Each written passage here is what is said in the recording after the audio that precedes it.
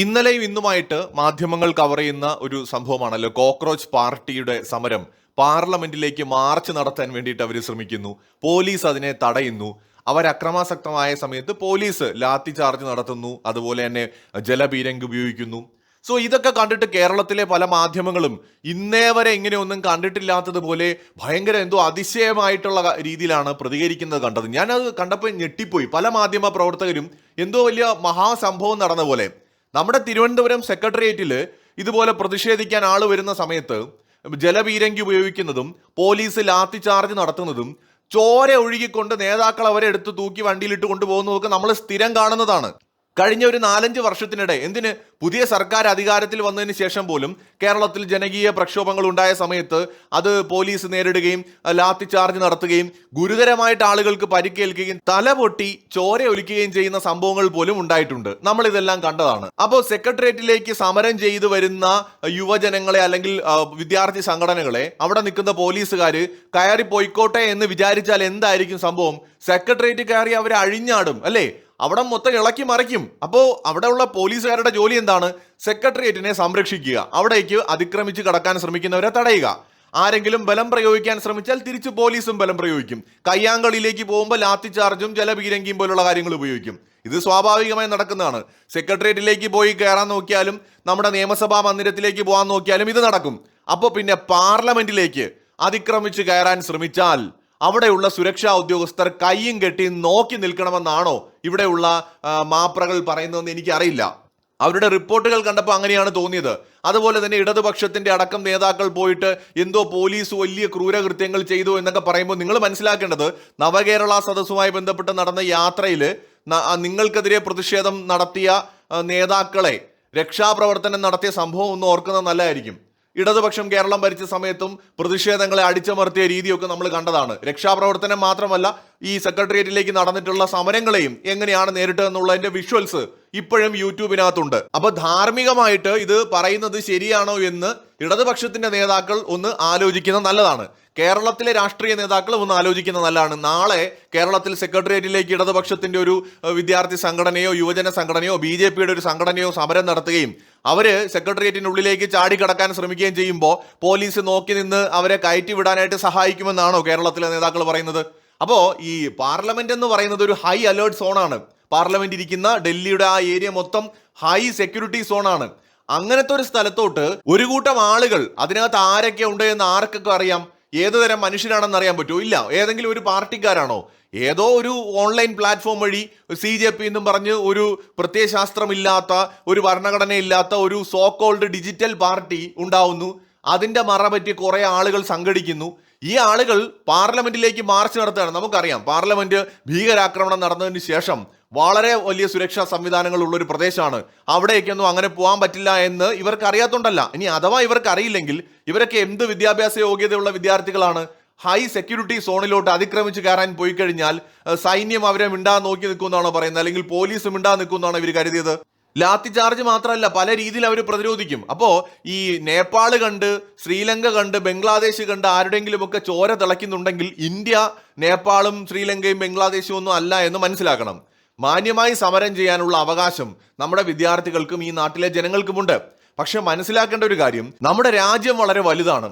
ഇവിടെ ഒരു മന്ത്രി രാജിവെച്ചത് കൊണ്ട് മാത്രം ഒരു സിസ്റ്റത്തിലെ ഫെയിലിയർ നമുക്ക് പൂർണ്ണമായി ഒഴിവാക്കാൻ കഴിയില്ല. മന്ത്രി നേരിട്ടല്ല ചോദ്യപേപ്പർ തയ്യാറാക്കുന്നത്. മന്ത്രിയുടെ വീട്ടിലിരുന്ന ചോദ്യപേപ്പർ അല്ല ചോറുന്നത്. ചോദ്യപേപ്പർ ചോർന്നു എന്നതൊരു യാഥാർത്ഥ്യമാണ്.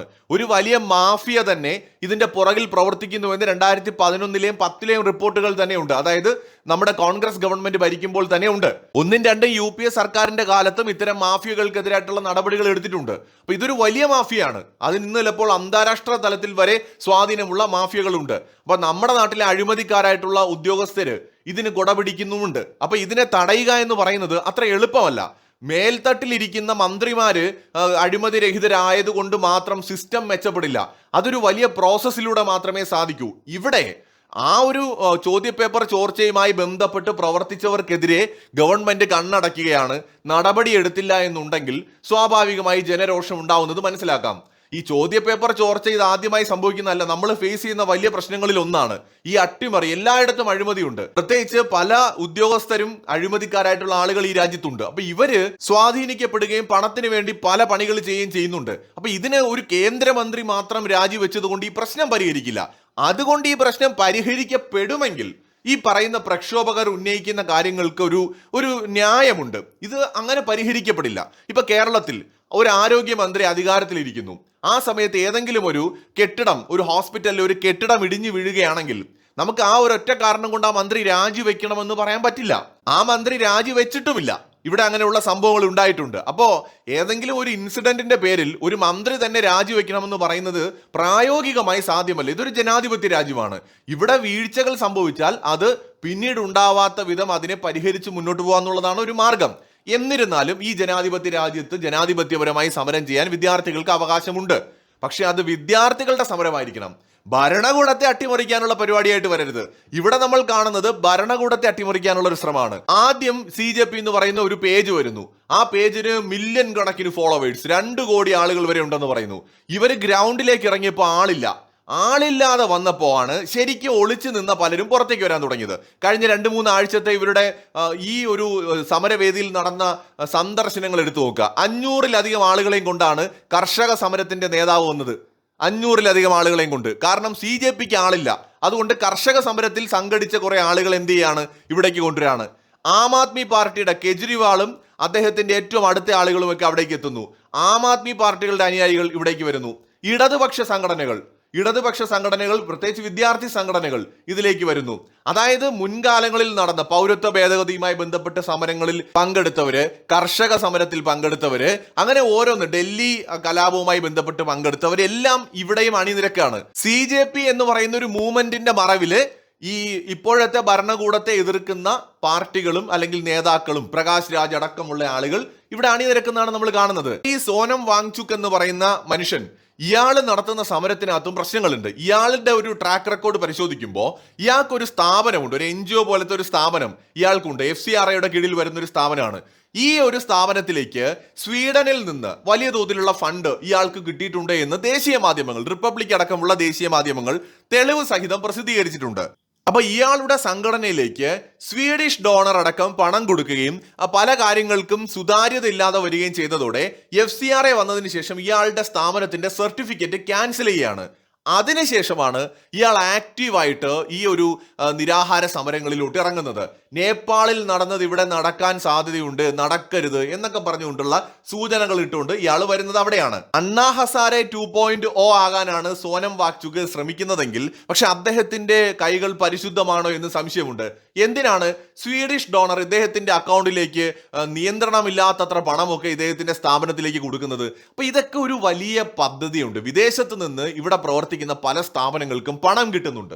ഈ പണം ഇവര് പൊതു പ്രവർത്തനങ്ങൾക്ക് വേണ്ടിയിട്ട് ജനങ്ങളെ സഹായിക്കാനെന്നൊക്കെ പറഞ്ഞിട്ട് വാങ്ങുന്നതാണോ, മറ്റെന്തെങ്കിലും ആവശ്യങ്ങൾക്ക് വാങ്ങുന്നതാണോ എന്ന് നമുക്കറിയില്ല.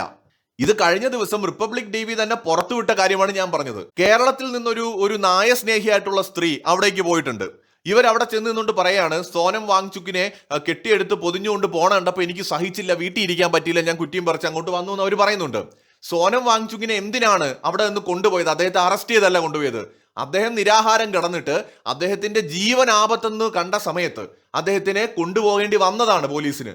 അദ്ദേഹത്തിന്റെ ആരോഗ്യം സംരക്ഷിക്കാനും ജീവൻ സംരക്ഷിക്കാനും. അദ്ദേഹം അവിടെ കിടന്ന് മരിച്ചു പോയെങ്കിലോ? അപ്പൊ അദ്ദേഹത്തിനെ തുണിയിലെടുത്ത് പൊതിഞ്ഞുകൊണ്ട് പോയതാണ് പ്രശ്നം പലർക്കും. അദ്ദേഹം അവിടെ കിടന്ന് മരിച്ചെങ്കിൽ കുഴപ്പമില്ല. ഇവിടെ ഓരോ ദിവസവും നമ്മുടെ നാട്ടിൽ എന്തെല്ലാം സംഭവങ്ങൾ നടക്കുന്നു. പിഞ്ചു കുട്ടികൾ മരണപ്പെടുന്നു, അതുപോലെ പഹൽഗാം പോലുള്ള ഭീകരാക്രമണങ്ങൾ നടക്കുന്നു, പല സംഭവങ്ങൾ നടക്കുന്നുണ്ട്. അപ്പോഴൊന്നും ഹൃദയം നുറുങ്ങാത്തവർക്ക് സോനം വാങ്ചുക്കിന്റെ ജീവൻ രക്ഷിക്കാനായിട്ട് പോലീസ് എടുത്തുകൊണ്ട് പോയപ്പോൾ അവർക്ക് അങ്ങ് ഭയങ്കരമായിട്ട് അങ്ങ് ദണ്ണ ഉണ്ടായി. ഇതൊക്കെയാണ് നമ്മുടെ നാട്ടിലെ മനുഷ്യരുടെ ഒരു കാഴ്ചപ്പാടുകൾ എന്ന് പറയുന്നത്. കഴിഞ്ഞ ദിവസം നടന്ന അക്രമ സംഭവങ്ങൾ എടുത്തു നോക്കൂ. ചില വീഡിയോകളിൽ ഞാൻ കണ്ടു ഹൈഡ്രജൻ ട്രെയിനിനെ വരെ ആക്രമിക്കുന്നത്. അത് ജെന്യുവിൻ ആണോ എന്ന് ഇന്നത്തെ AI കാലഘട്ടത്തിൽ അറിയാത്തതുകൊണ്ട് ഞാൻ അതിലേക്ക് പോകുന്നില്ല. പക്ഷെ ഒരു വീഡിയോ കണ്ടിരുന്നു, ഹൈഡ്രജൻ ട്രെയിൻ വരെ അറ്റാക്ക് ചെയ്യപ്പെടുന്നത്. എന്നാൽ ദേശീയ മാധ്യമങ്ങളെല്ലാം പ്രസിദ്ധീകരിച്ച ചില വാർത്തകളുണ്ട്. വാഹനങ്ങൾ അടിച്ചു തകർക്കുന്നു, വലിയ തോതിൽ കല്ലെറിയുന്നു. ഏത് സമാധാനപരമായിട്ട് സമരം ചെയ്യുന്നു എന്ന് പറയുന്ന ആൾക്കാർ ചെയ്ത പരിപാടിയാണ്.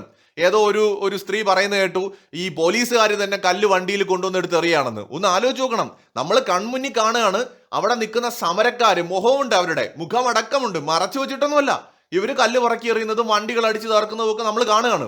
പക്ഷെ മലയാള മാധ്യമങ്ങൾ അത് കാര്യമായിട്ട് കവർ ചെയ്തിട്ടില്ല. അപ്പൊ ഇങ്ങനെയൊക്കെ നമ്മുടെ നാട്ടിൽ നടന്നുകൊണ്ടിരിക്കുകയാണ്. ഇവരെന്താണ് ആവശ്യപ്പെടുന്നത്?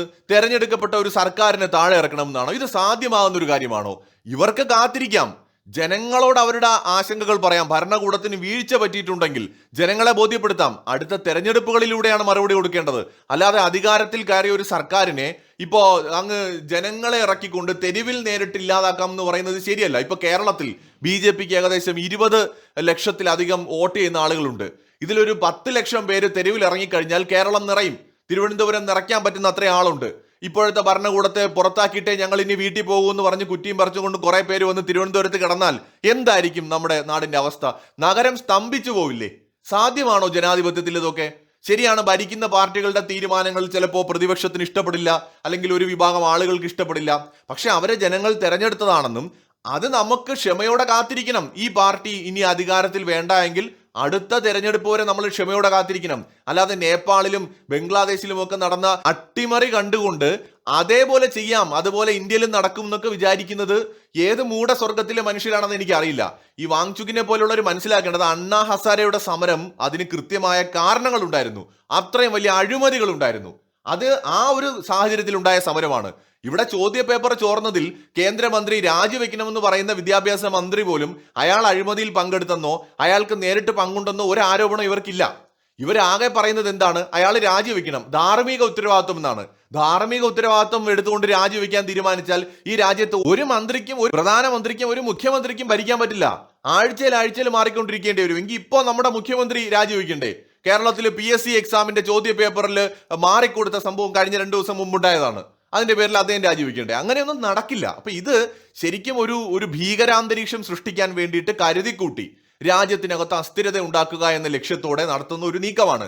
പ്രകാശ് രാജ്, കെജ്രിവാള്, ഇടത് നേതാക്കള്, അതുപോലെ അഭിജിത്ത്, അങ്ങനെ ഈ രാജ്യത്തെ ഇത്രയും കാലം മോദി ഗവൺമെന്റിനെ എതിർത്തുകൊണ്ടിരുന്ന ആളുകൾ പുതിയ രൂപത്തിൽ, പുതിയൊരു ഭാവത്തിൽ എത്തിയിരിക്കുന്നു. അത്രേ ഉള്ളൂ. വീഞ്ഞ് പഴയത് തന്നെയാണ്, കുപ്പി മാത്രമേ മാറിയിട്ടുള്ളൂ. അപ്പൊ ഇവരുടെയൊക്കെ ഉദ്ദേശം മോദി എങ്ങനെയെങ്കിലും അധികാരത്തിൽ നിന്ന് താഴെ ഇറക്കുക എന്നുള്ളതാണ്.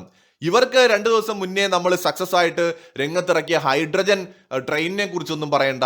ഒരു സ്വകാര്യ കമ്പനി ആദ്യമായിട്ട് ഒരു റോക്കറ്റ് സക്സസ് ആയിട്ട് ലോഞ്ച് ചെയ്തതിനെ കുറിച്ച് പറയണ്ട, അതിനെ അഭിനന്ദിക്കേണ്ട. ഇവർക്ക് ഇങ്ങനെ രാജ്യത്തിനകത്ത് പ്രശ്നങ്ങൾ ഉണ്ടാക്കിക്കൊണ്ടേയിരിക്കണം. മോദി സർക്കാരിനെ എങ്ങനെയെങ്കിലും താഴെ ഇറക്കണം എന്നുള്ള അന്ധമായ രാഷ്ട്രീയമാണിത്. സോനം വാങ്ചുക്കിനെ പോലെയുള്ള ആളുകളുടെ ഉദ്ദേശം ശരിക്കും അത്ര നേരായ രീതിയിലുള്ള കാര്യങ്ങളല്ല. ഇവരിപ്പോൾ ശ്രമിക്കുന്നത് 1, FCRA ബില്ല് അവർക്ക് എങ്ങനെയെങ്കിലും ഇല്ലാതാക്കണം. 2, ഒരു രാജ്യം ഒരു തെരഞ്ഞെടുപ്പ് എന്ന് പറയുന്ന ഒരു സംവിധാനം വരാൻ പാടില്ല. 3, നമ്മുടെ രാജ്യത്തെ മണ്ഡലങ്ങളെ പുനർനിർണ്ണയിക്കാൻ പാടില്ല. ഇങ്ങനെ കുറെ ഗൂഢമായ ലക്ഷ്യങ്ങൾ ഇവരുടെ എല്ലാം പ്രവർത്തനത്തിന്റെ പുറകിലുണ്ട്. മറ്റൊരു വീഡിയോയുമായി വീണ്ടും കാണാം.